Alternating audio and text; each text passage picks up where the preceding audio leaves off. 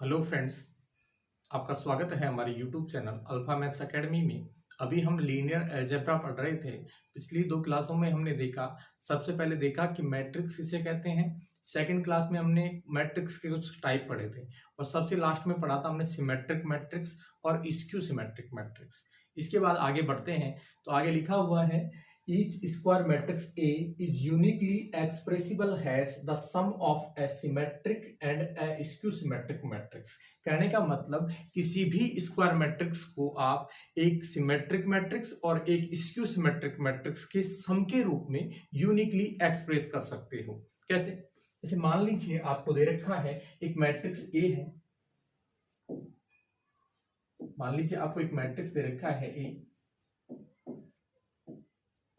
ये आई G N cross N की कोई स्क्वायर मैट्रिक्स है। तो इस मैट्रिक्स को मैं लिख सकता हूं ए बराबर 1/2 A plus A transpose plus 1/2 A minus A transpose. ठीक है, अगर इसकी बात करूं तो ये एक सिमेट्रिक मैट्रिक्स है, क्योंकि आप इसका ट्रांसपोज करोगे तो वापस यही बढ़ जाएगा। और ये एक स्क्यू सिमेट्रिक मैट्रिक्स है, क्योंकि इसका ट्रांसपोज करेंगे तो इसका जस्ट नेगेटिव बढ़ जाएगा। तो मैंने इसको एक्सप्रेस कर दिया एक सिमेट्रिक मैट्रिक्स और एक स्क्यू सिमेट्रिक मैट्रिक्स के सम के रूप में, लेकिन लिखा हुआ है यूनिकली एक्सप्रेसिबल। इसका मतलब आपको इसको केवल इसी तरीके से लिख सकते हो, किसी दूसरे तरीके से नहीं लिख सकते। कहने का मतलब अगर मानोगे आपकी मैट्रिक्स ए है, उसको मैंने लिखा P प्लस क्यू के रूप में, और P सिमेट्रिक मैट्रिक्स है और Q स्क्यू सिमेट्रिक मैट्रिक्स है। यूनिकली का मतलब क्या है कि इसको आप दूसरे रूप में नहीं लिख सकते, लेकिन अभी मान रहे हैं आपने इसको दूसरे रूप में लिख दिया, तो आगे जब कुछ कैलकुलेशन करेंगे तो P की वैल्यू इसी के बराबर आ जाएगी और Q की वैल्यू इसी के बराबर आ जाएगी। देखो करें, अगर मैं इस मैट्रिक्स का ट्रांसपोज निकालूं तो इधर भी ट्रांसपोज आएगा, और ट्रांसपोज की प्रॉपर्टी से P का ट्रांसपोज प्लस Q का ट्रांसपोज हो जाएगा। अब चूंकि P को आप सिमेट्रिक मान रहे हैं तो P का ट्रांसपोज P और Q का ट्रांसपोज माइनस Q हो गया। ठीक है, ये एक है और ये दो है। अगर एक और दो को मैं ऐड करूं तो मेरे को मिलेगा a plus A transpose is equal to P plus P 2P और Q माइनस Q, ये कैंसिल हो जाएगा। तो P की वैल्यू किसके बराबर आ गई? 1/2 a प्लस ए ट्रांसपोज के बराबर। तो आपने देखा P आपने मान के चले थे कोई दूसरी सिमेट्रिक मैट्रिक्स, लेकिन वापस इसी के बराबर आ गई। सेम तरीके से अगर इनको मैं घटाऊंगा तो Q की value 1/2 a minus A transpose आ जाएगी। इसका मतलब किसी भी स्क्वायर मैट्रिक्स को आप एक सिमेट्रिक मैट्रिक्स और एक स्क्यू सिमेट्रिक मैट्रिक्स के सम के रूप में यूनिकली एक्सप्रेस कर सकते हैं। इसके बाद हम कुछ और स्पेशल टाइप की मैट्रिक्स हैं, उनके बारे में पढ़ते हैं। अब आती है हर्मिशियन मैट्रिक्स। कोई एक स्क्वायर मैट्रिक्स है, उसको मैं हर्मिशियन मैट्रिक्स कहूंगा if A theta is equal to A. A theta का मतलब क्या है? उस मैट्रिक्स का ट्रांसपोज करो और फिर उसका कॉन्जुगेट कर दो। कॉन्जुगेट ट्रांसपोज मैट्रिक्स को ए थीटा कहते हैं। तो कोई भी स्क्वायर मैट्रिक्स है उसको मैं हर्मिशियन मैट्रिक्स कहूंगा if A theta is equal to A. अगर ए थीटा ए के बराबर हो जाए, या फिर ए I J A J I entry के कॉन्जुगेट के बराबर हो जाए। जैसे इस मैट्रिक्स की मैं बात करूं ए, अब ये हर्मिशियन है या नहीं, ये चेक करने के लिए आप ए थीटा निकालें, और ए थीटा अगर ए के बराबर आ गया तो हम कह देंगे कि ये मैट्रिक्स हर्मिशियन मैट्रिक्स है। तो ए थीटा निकालें, तो ए थीटा निकालने के लिए आप पहले क्या करेंगे? इस मैट्रिक्स के हर एक एलिमेंट को उसके कॉन्जुगेट से रिप्लेस करेंगे।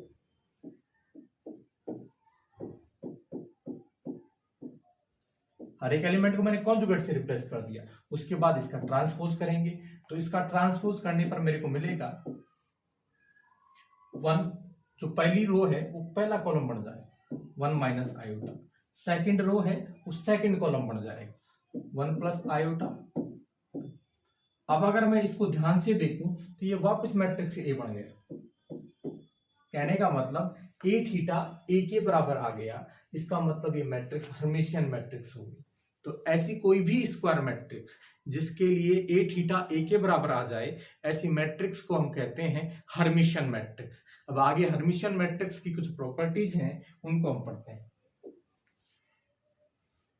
आगे लिखा हुआ है कि diagonal entries of hermitian matrix are real, कि जो हर्मिशियन मैट्रिक्स है उसकी डायगोनल एंट्रीज रियल होती हैं। इसको समझे तो हम देखेंगे, देखो हमने मान लिया let A I J is hermitian matrix. ये आपको कोई हर्मिशियन मैट्रिक्स दे रखी है। अगर ये हर्मिशियन मैट्रिक्स है तो ए थीटा ए के बराबर होगा।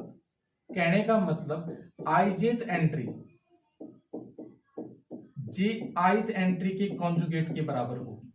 अब हम डायगोनल एंट्रीज की बात करें तो आई और जे क्या हो जाएंगे, बराबर।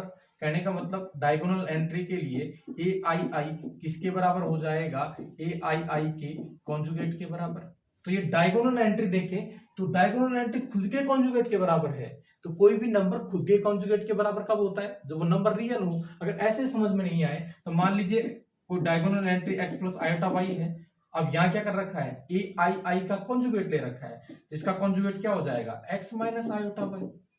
ठीक है, यहां से x से कैंसिल हो जाएगा और माइनस आयोटा वाई को इधर लेके आए तो ये हो जाएगा 2 आयोटा वाई बराबर 0। यहां से हो गया y बराबर 0। कहने का मतलब जो डायगोनल एंट्री थी उसका इमेजिनरी पार्ट 0 हो गया। इसका मतलब डायगोनल एंट्री हो गई प्योरली रियल। तो कोई भी अगर आपको हर्मिशियन मैट्रिक्स दे रखी है तो उसकी डायगोनल एंट्रीज हमेशा रियल नंबर होंगी, पहली प्रॉपर्टी।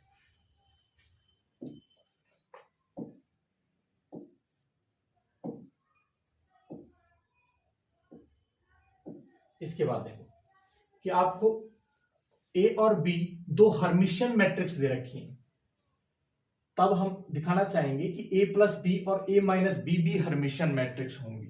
अगर आपको ए कोई हर्मिशियन मैट्रिक्स दे रखी है तो ए प्लस बी और ए माइनस बी दोनों क्या होंगी, हर्मिशियन मैट्रिक्स होंगी। इसको हम देख भी सकते हैं। हम कह रहे हैं कि ए और बी दोनों हर्मिशियन मैट्रिक्स हैं। अगर ये हर्मिशियन है तो ए थीटा ए के बराबर होगा, बी थीटा बी के बराबर होगा। अब हम दिखाना चाह रहे हैं कि ए प्लस बी भी हर्मिशियन होनी चाहिए। अगर ए और बी हर्मिशियन है, हर्मिशियन कब होगी, जब इसका थीटा इसी के बराबर आ जाए। तो इस मैट्रिक्स का मैं थीटा करूं तो थीटा की प्रॉपर्टी से क्या हो जाएगा, ए थीटा प्लस बी थीटा।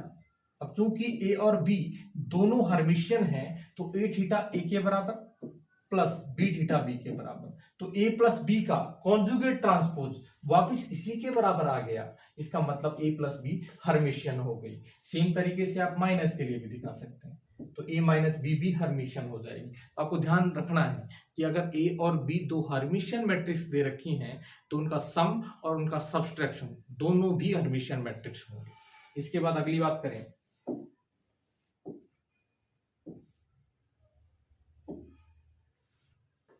कि ए और बी दो आपको हर्मिशियन मैट्रिसेस दे रखी हैं और किस प्रकार हैं कि इनका मल्टीप्लिकेशन कम्यूटेटिव है, A dot B dot A के बराबर है। तब ए डॉट बी और बी डॉट ए दोनों हर्मिशियन होंगी। कहने का मतलब ए और बी दो आपको हर्मिशियन मैट्रिक्स दे रखी हैं और उनका मल्टीप्लिकेशन कम्यूटेटिव है, A dot B dot A के बराबर है। तो ए डॉट बी और बी डॉट ए दोनों हर्मिशियन होंगी। इसको भी हम समझ सकते हैं।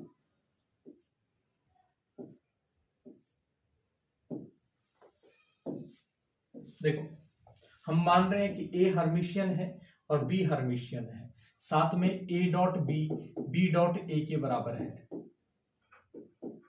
अगर ए हर्मिशियन है तो ए थीटा ए के बराबर होगा और अगर बी हर्मिशियन है तो बी थीटा बी के बराबर होगा। अब हम दिखाना चाह रहे हैं कि ए बी भी हर्मिशियन होगा और बी ए भी हर्मिशियन। ध्यान रखना, ए और बी हर्मिशियन है, साथ में कम्यूटेटिव है, तब ही ए डॉट बी और बी डॉट ए हर्मिशियन होगा। अगर ये कम्यूटेटिव नहीं है तो हर्मिशियन नहीं होगी। देखो, ए डॉट बी की मैं बात करूं, ये हर्मिशियन कब होगी, जब इसका कॉन्जुगेट ट्रांसपोज वापस इसी के बराबर आ जाए।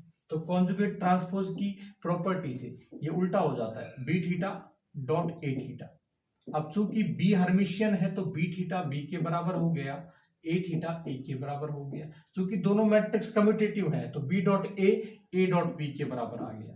तो हमने यहां देखा ए डॉट बी का कॉन्जुगेट ट्रांसपोज वापस ए डॉट बी के बराबर आ गया, इसका मतलब यह हर्मिशियन मैट्रिक्स होगी। सेम तरीके से आप बी डॉट ए के लिए देख सकते हैं। तो आपको ध्यान रखना है ए और बी दो हर्मिशियन मैट्रिक्स हैं, उनका मल्टीप्लिकेशन कम्यूटेटिव है, तो ए डॉट बी और बी डॉट ए दोनों हर्मिशियन होंगी। लेकिन अगर उनका मल्टीप्लिकेशन कम्यूटेटिव नहीं है तो ए डॉट बी और बी डॉट ए हर्मिशियन नहीं होंगी। इसके बाद हम देखें अगली मैट्रिक्स आती है ऑर्थोगोनल मैट्रिक्स। तो कोई भी स्क्वायर मैट्रिक्स है उसको हम ऑर्थोगोनल कहेंगे if A into A transpose identity matrix के बराबर हो जाए और ए ट्रांसपोज इंटू ए ये भी आइडेंटिटी मैट्रिक्स के बराबर हो जाए, तो ऐसी स्क्वायर मैट्रिक्स को हम ऑर्थोगोनल मैट्रिक्स कहते हैं। जैसे इस मैट्रिक्स की अगर मैं बात करूं तो इसका मैं ट्रांसपोज निकालूंगा तो क्या होगा, इसकी जो रो है वो कॉलम में चेंज हो जाएंगे। तो पहली रो से पहला कॉलम बनेगा 1/√2 1/√2, सेकेंड रो सेकेंड कॉलम बढ़ जाएगा 1/√2 -1/√2। ठीक है, अब मैं कर रहा हूं A into A transpose, matrix A को उसके ट्रांसपोज से मल्टीप्लाई करो, तो पहली रो पहले कॉलम से मल्टीप्लाई होगी, 1/√2 1/√2 से मल्टीप्लाई होगा तो हो जाएगा 1/2 प्लस ये वाला इससे मल्टीप्लाई हो गया तो फिर हो गया 1/2। ये मैंने पहली एंट्री लिख दी। अब अगली वाली एंट्री लिखूंगा तो पहली रो को इसके सेकंड कॉलम से मल्टीप्लाई करूंगा तो 1/√2 इंटू 1/√2 ये हो गया 1/2। फिर ये इससे मल्टीप्लाई होगा तो 1/√2 माइनस 1/√2 ये हो गया माइनस के 1/2। फिर यहां वाली एंट्री लिखूंगा तो सेकंड रो को पहले कॉलम से मल्टीप्लाई करूंगा तो ये हो जाएगा 1/2 माइनस 1/2। इसके बाद ये वाली एंट्री लिखूंगा तो सेकंड रो को सेकंड कॉलम से मल्टीप्लाई करूंगा तो ये हो जाएगा 1/2 प्लस 1/2। तो यहां से 1/2 प्लस 1/2 1 हो गया, 1/2 माइनस 1/2 0 हो गया, ये भी 0 हो गया और ये 1 हो गया। तो ए इंटू ए ट्रांसपोज किसके बराबर आ गया, आइडेंटिटी मैट्रिक्स के बराबर आ गया। सेम तरीके से ए ट्रांसपोज इंटू ए भी आइडेंटिटी मैट्रिक्स के बराबर आ जाएगा। तो ये मैट्रिक्स हो गई आपकी ऑर्थोगोनल मैट्रिक्स। तो कोई भी मैट्रिक्स जो इस कंडीशन को सेटिस्फाई करेगी वो ऑर्थोगोनल मैट्रिक्स कहलाएगी। इसके बाद अगली बात देखें कि ए और बी आपको दो ऑर्थोगोनल मैट्रिक्स दे रखी हैं, तब ए डॉट बी और बी डॉट ए ये भी ऑर्थोगोनल मैट्रिक्स होंगी। कैसे, आपको दे रखा है कि ए और बी दोनों ऑर्थोगोनल मैट्रिक्स, अगर ए ऑर्थोगोनल इसका मतलब A into A transpose I N के बराबर, बी अगर ऑर्थोगोनल इसका मतलब B into B transpose I N के बराबर। अब हम कहना चाह रहे हैं कि ए बी भी ऑर्थोगोनल होगी। ये ऑर्थोगोनल कब होगी, जब इसको इसके ट्रांसपोज से मल्टीप्लाई करूं वो भी आइडेंटिटी मैट्रिक्स बन जाए। तो मैं क्या करूंगा, ए बी को इसके ट्रांसपोज से मल्टीप्लाई करूंगा, आगे मैं सॉल्व करूंगा तो ए बी की जगह ए बी है और ये हो जाएगा B transpose dot A transpose. मैंने ट्रांसपोज की प्रॉपर्टी लगा दी। इसको मैंने आगे सॉल्व किया तो आपको पता है कि मैट्रिक्स मल्टीप्लिकेशन कम्यूटेटिव होता है कि ब्रैकेट को आप आगे पीछे कर सकते हैं। तो A dot B transpose dot A transpose. अब चूंकि बी आपको दे रखी है ऑर्थोगोनल और बी इंटू बी ट्रांसपोज किसके बराबर है, आई एन के बराबर, ये हो गया A dot I N dot A transpose. और आइडेंटिटी मैट्रिक्स को किसी भी मैट्रिक्स से मल्टीप्लाई करो तो वापस वही मैट्रिक्स बन जाती है। तो ए इंटू ए ट्रांसपोज और ए खुद ऑर्थोगोनल है तो इसका मल्टीप्लिकेशन आई एन के बराबर हो गया। तो हमने देखा ए बी को ए बी के ट्रांसपोज से मल्टीप्लाई किया तो आई एन के बराबर आ गया। कहने का मतलब ए बी भी क्या होगी, ऑर्थोगोनल होगी। अगर आपको ए और बी ऑर्थोगोनल दे रखी हैं तो ए डॉट बी और बी डॉट ए ये दोनों मैट्रिक्स भी ऑर्थोगोनल मैट्रिक्स होंगी। इसके बाद अगली चीज है कि आपको कोई एक स्क्वायर मैट्रिक्स दे रखी है जो ऑर्थोगोनल है तो उसकी पावर चाहे मैं कितनी भी लगाऊं वो भी हमेशा ऑर्थोगोनल मैट्रिक्स होगी। आपको एक स्क्वायर मैट्रिक्स दे रखी है, मान लीजिए ये क्या है, ऑर्थोगोनल मैट्रिक्स है, तो ए इंटू ए ट्रांसपोज किसके बराबर होगा, आई एन के बराबर। अब हम कहना चाह रहे हैं कि अगर ये ऑर्थोगोनल है तो इसकी पावर चाहे मैं कितनी भी लगाऊं तो जो नई मैट्रिक्स बनेगी वो भी क्या होगी, ऑर्थोगोनल। कैसे, देखो अब मैं क्या करूंगा, ये ऑर्थोगोनल होगी कब, जब इसको इसी के ट्रांसपोज से मल्टीप्लाई करूं और बन जाए आइडेंटिटी मैट्रिक्स। तो इसको मैंने इसी के ट्रांसपोज से मल्टीप्लाई किया, ये हो गया a की पावर n, यहां हो जाएगा ये a ट्रांसपोज की पावर n, ये हमने देखा ये।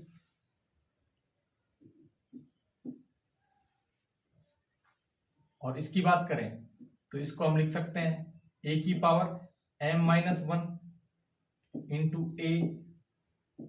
a ट्रांसपोज, और a ट्रांसपोज की पावर m-1, क्योंकि जब देखो आप मल्टीप्लाई करोगे तो a की पावर m-1 इंटू a की पावर m हो जाएगा, a की पावर a ट्रांसपोज और a ट्रांसपोज की पावर m-1 वापस a ट्रांसपोज की पावर m हो जाएगा, है ना। तो ये a की पावर m-1 और ये a into a transpose identity matrix बन जाएगा, क्योंकि a आपको ऑर्थोगोनल दे रखी है, और ये बच जाएगा पीछे a ट्रांसपोज की पावर m-1। इसी तरीके से आप एक बार और खोलोगे तो फिर आप ऐसे बढ़ाते जाओगे तो लास्ट में ये बन जाएगी आइडेंटिटी मैट्रिक्स। तो हमने कहा कि अगर a कोई मैट्रिक्स है जो ऑर्थोगोनल है तो उसकी पावर इंटीग्रल कोई सी भी पावर लगाऊं वो नई मैट्रिक्स बनेगी, वो भी क्या होगी, ऑर्थोगोनल मैट्रिक्स होगी। आगे आती है आइडम्पोटेंट मैट्रिक्स। तो एक ऐसी स्क्वायर मैट्रिक्स जिसका स्क्वायर खुद उसी के बराबर हो जाए, तो ऐसी मैट्रिक्स को मैं आइडम्पोटेंट मैट्रिक्स कहता हूं। जैसे ये मैट्रिक्स है ए, अगर मैं इसका स्क्वायर करूं आप देखेंगे कि इसको इसी के साथ मल्टीप्लाई करना है,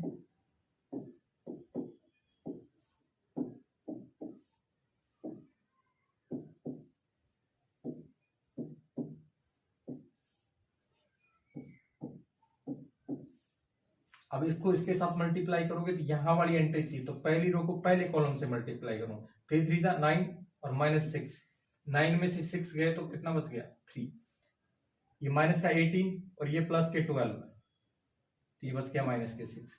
इसको मल्टीप्लाई किया तो 3 -2 ये 1 हो गया, इसको इससे मल्टीप्लाई किया तो -6 + 4 ये -2 हो गया। तो हमने देखा a स्क्वायर वापस a के बराबर आ गया, इसका मतलब ये मैट्रिक्स आइडम्पोटेंट मैट्रिक्स है। सेम तरीके से मैट्रिक्स b की बात करूं तो ये b का मैंने स्क्वायर करूंगा तो वापस b के बराबर आ जाएगा, तो b भी एक आइडम्पोटेंट मैट्रिक्स है। इसी प्रकार हम देख सकते हैं कि जो आइडेंटिटी मैट्रिक्स होती है वो भी आइडम्पोटेंट होती है, क्योंकि इसका स्क्वायर करूंगा तो वापस in के बराबर आ जाएगा। Zero matrix square order square zero matrix ये भी आइडम्पोटेंट होती है, क्योंकि जीरो का स्क्वायर करूंगा तो वापस जीरो के बराबर आ जाएगा। तो कोई भी मैट्रिक्स जिसका स्क्वायर खुद उसी के बराबर आ जाए, ऐसी मैट्रिक्स को हम कहते हैं आइडम्पोटेंट मैट्रिक्स। इसके बाद देखें आगे, इसके बाद आती है इन्वोल्यूटरी मैट्रिक्स। एक ऐसी मैट्रिक्स जिसका स्क्वायर आइडेंटिटी मैट्रिक्स के बराबर आ जाए, उस मैट्रिक्स को हम कहेंगे इन्वोल्यूटरी मैट्रिक्स। जैसे ये मैट्रिक्स ए दे रखी है, इसका अगर मैं स्क्वायर निकालूं तो इसको इसी के साथ मल्टीप्लाई करूंगा, 0 minus iota iota 0 0 minus iota iota 0 multiply करूंगा तो कैसे मल्टीप्लाई करूंगा, यहां वाली एंट्री चाहिए पहली रो पहला कॉलम, तो इसकी पहली रो को इसके पहले कॉलम से मल्टीप्लाई करूंगा, 0 into 0 0 minus iota into iota तो माइनस आयोटा का स्क्वायर और माइनस आयोटा का स्क्वायर -1 तो माइनस माइनस प्लस, तो यहां आ गया प्लस के 1। फिर मैंने इसको मल्टीप्लाई किया तो 0, इसको मल्टीप्लाई किया तो 0, यहां 0 आ गया, इसको इससे मल्टीप्लाई किया 0 प्लस इसको इससे मल्टीप्लाई किया 0, तो 0 + 0 0 हो गया, इसको इससे मल्टीप्लाई किया तो प्लस का 1, इसको इससे मल्टीप्लाई किया तो 0, 1 + 0 1 हो गया। तो ए स्क्वायर किसके बराबर हो गया, आइडेंटिटी मैट्रिक्स के बराबर हो गया। तो इस मैट्रिक्स को हम कहते हैं इन्वोल्यूटरी मैट्रिक्स। सेम तरीके से बात करें, जैसे आइडेंटिटी मैट्रिक्स है तो इसका स्क्वायर वापस क्या होता है, आइडेंटिटी मैट्रिक्स के बराबर होता है। तो आइडेंटिटी मैट्रिक्स भी क्या होती है, इन्वोल्यूटरी मैट्रिक्स होती है। आगे की बात करें तो आगे आती है निलपोटेंट मैट्रिक्स। एक ऐसी स्क्वायर मैट्रिक्स, कोई भी स्क्वायर मैट्रिक्स है उसको मैं निलपोटेंट मैट्रिक्स कहूंगा अगर आपको एक ऐसा पॉजिटिव इंटीजर या कहूं एक ऐसा नेचुरल नंबर के मिल जाए कि उस मैट्रिक्स की पावर के लगाने पर वो मैट्रिक्स जीरो मैट्रिक्स बन जाए, तो ऐसी मैट्रिक्स को मैं निलपोटेंट मैट्रिक्स कहता हूं। जैसे और ये के की ऐसी लीस्ट वैल्यू, उसको मैं कहता हूं index of that matrix A. कहने का मतलब कोई मैट्रिक्स मेरे को दे रखी है, उसकी मैंने कोई पावर लगाई और वो जीरो मैट्रिक्स बन गई, जो सबसे छोटी पावर पे वो जीरो बना, उस छोटी से छोटी पावर को मैं उस निलपोटेंट मैट्रिक्स का इंडेक्स कहता हूं। जैसे इस मैट्रिक्स की मैं बात करूं तो अगर मैं ए का स्क्वायर करूंगा तो ए का स्क्वायर होगा इसी मैट्रिक्स को इसी के साथ मल्टीप्लाई कर दूंगा। जब आप इसको सॉल्व करें तो देखेंगे कि 0 0 से मल्टीप्लाई प्लस 1 0 से मल्टीप्लाई तो 0 हो गया, 0 1 से मल्टीप्लाई 0, 1 0 से मल्टीप्लाई 0 तो 0 प्लस 0 0 हो गया, 0 0 से मल्टीप्लाई प्लस 0 0 से मल्टीप्लाई ये भी 0 हो गया, 0 1 से मल्टीप्लाई 0, 0 0 से मल्टीप्लाई 0 तो 0 प्लस 0 0 के बराबर हो गया। तो देखो ए की पावर 2 लगाने पर ये मैट्रिक्स क्या हो गई, जीरो मैट्रिक्स बन गई, तो ये मैट्रिक्स हो गई निलपोटेंट मैट्रिक्स। और देखो ए की पावर 1 खुद ए के बराबर है जो कि जीरो मैट्रिक्स नहीं है, फिर आपने ए की पावर 2 लगाया तो क्या बन गया, जीरो मैट्रिक्स बन गया। सेम तरीके से ए की पावर 3 लगाओगे तो उसको आप लिख सकते हो ए स्क्वायर इंटू ए, और ए स्क्वायर यहाँ हमने देखा जीरो मैट्रिक्स बन गई, और जीरो मैट्रिक्स को किसी भी मैट्रिक्स से मल्टीप्लाई करें तो वापस जीरो मैट्रिक्स बन जाता है। सेम तरीके से ए की पावर 4 भी क्या होगा, जीरो होगा। लेकिन सबसे पहले किस पावर पर जीरो हुआ, 2 पर जीरो हुआ, तो इसकी जो इंडेक्स होगा इस मैट्रिक्स का वो कितना हो जाएगा, 2। तो किसी भी निलपोटेंट मैट्रिक्स का इंडेक्स क्या होता है, वह छोटी से छोटी पावर जहां मैट्रिक्स पहली बार जीरो हुई है उसको हम कहेंगे index of that nilpotent matrix. अब कुछ प्रॉपर्टीज है निलपोटेंट मैट्रिक्स की। इसे आपको दे रखा है कि मान लीजिए ए आपको निलपोटेंट मैट्रिक्स दे रखी है, तब ए ट्रांसपोज और ए थीटा दोनों भी क्या होंगी, निलपोटेंट होंगी। इसको हम समझ भी सकते हैं, देखो आप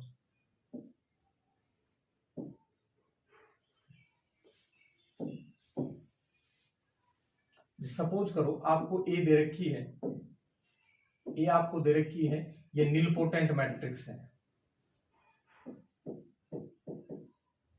निलपोटेंट मैट्रिक्स है, तो इसका कोई न कोई इंटीजर हो, कोई न कोई इसका इंडेक्स होगा कि ए की पावर के लगाने पर ये मैट्रिक्स जीरो मैट्रिक्स बन जाएगी, है ना।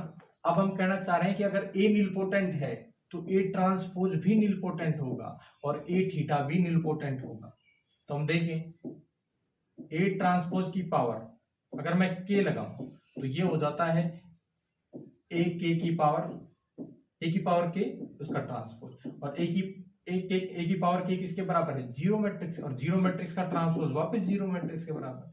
तो देखो मैं ए को लेके चला था निलपोटेंट जिसका इंडेक्स था के, और ए की पावर के लगाने पर जीरो हो जाएगा। अब मैंने ए ट्रांसपोज की पावर मैंने के लगाई तो यहां देखा ये भी क्या आ गया, जीरो मैट्रिक्स आ गई, तो ए ट्रांसपोज भी क्या हो गया, निलपोटेंट मैट्रिक्स हो गया। सेम तरीके से इसकी पावर अगर मैं के लगाऊं तो ये भी जीरो मैट्रिक्स के बराबर हो जाएगा।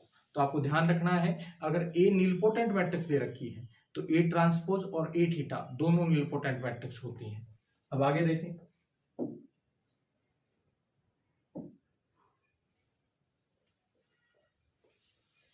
कि ए और बी दो आपको निलपोटेंट मैट्रिक्स दे रखी हैं, तो ए डॉट बी और बी डॉट ए के बराबर है, तब ए डॉट बी और बी डॉट ए ये दोनों भी क्या होंगी, निलपोटेंट होंगी। ध्यान रखना ए और बी दो निलपोटेंट मैट्रिक्स हैं और वो आपस में कम्यूटेटिव हैं, तो उनका मल्टीप्लिकेशन भी क्या होता है, निलपोटेंट होता है। सेम तरीके से हम आगे बात करें कि ए और बी दो आपको निलपोटेंट मैट्रिक्स दे रखी हैं, तब इनका इंडेक्स, इनके मल्टीप्लिकेशन का इंडेक्स इन दोनों के मिनिमम से बड़ा नहीं होगा। सपोज करो इसका यूज आ सकता है, जैसे क्वेश्चन आ जाए, सपोज करो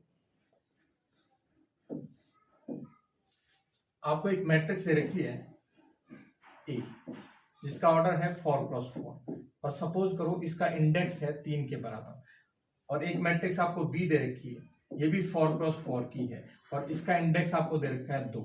अब आपसे पूछ ले कि इंडेक्स ऑफ ए बी, आपके पास ऑप्शन है index of A B is less than equal to 2, पहला ऑप्शन। सेकेंड ऑप्शन है index of A is 3, third option है index of A B is 6, और फोर्थ है index of A B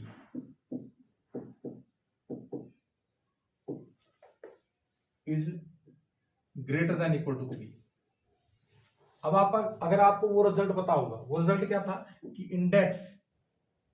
index of A B ये less than equal to रहता है minimum of index of ए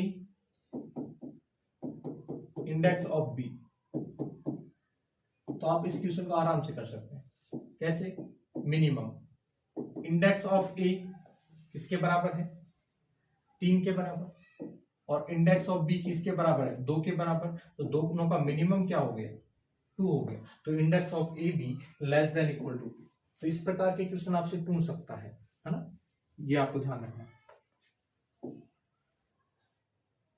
आगे देखो, ये भी काफी इंपॉर्टेंट रिजल्ट है कि अगर आपको एक मैट्रिक्स दे रखी है, वो निलपोटेंट मैट्रिक्स है और इसका इंडेक्स अगर k के बराबर है तो a की पावर m ये भी निलपोटेंट मैट्रिक्स होगी, ये हमने पढ़ा भी है। इसका इंडेक्स होगा, ये स्मॉलेस्ट इंटीजर फंक्शन है k बाई m। इसको अगर हम एग्जांपल से समझें, जैसे मान लीजिए कोई आपको मैट्रिक्स दे रखी है,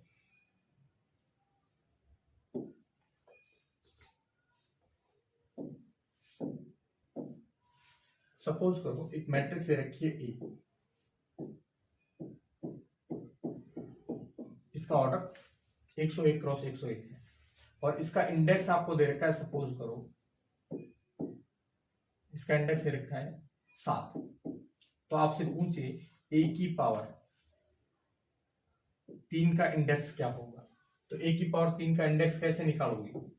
इस रिजल्ट को यूज करके, क्योंकि हमारे पास रिजल्ट ये था कि अगर a का इंडेक्स k है तो a की पावर m इसका इंडेक्स होगा स्मॉलेस्ट इंटीजर फंक्शन के अंदर k बाई m।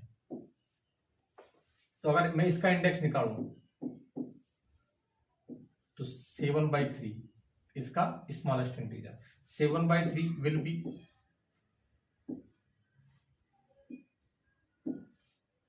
2.1 का 3 ऐसे चलता रहेगा। और स्मॉलेस्ट इंटीजर फंक्शन क्या कहता है कि अगर ये इंटीजर है तो इसकी वैल्यू यही आ जाती है, अगर इंटीजर नहीं है तो इससे जस्ट बड़ा छोटे से छोटा इंटीजर। तो 2.33 से जस्ट बड़ा छोटे से छोटा इंटीजर क्या हो गया? 3। तो a की पावर 3 इसका इंडेक्स कितना हो गया? 3 हो गया। तो ऐसे आप क्वेश्चन कर सकते हैं। तो आज के लिए इतना ही, बाकी पढ़ते हैं नेक्स्ट लेक्चर में। तब तक के लिए